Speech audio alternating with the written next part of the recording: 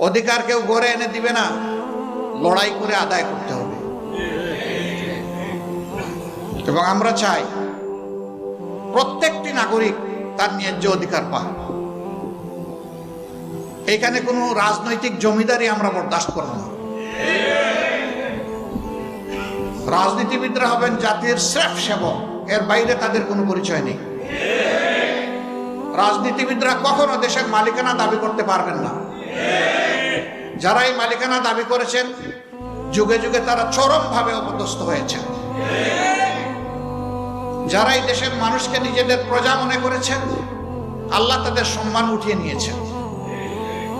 আর যারা মানবতাকে সম্মান করেছে, শ্রদ্ধা করেছে, আল্লাহ তাআলা তাদের সম্মান বৃদ্ধি করে দিয়েছেন, তাদের শক্তিকে সংহত করেছেন।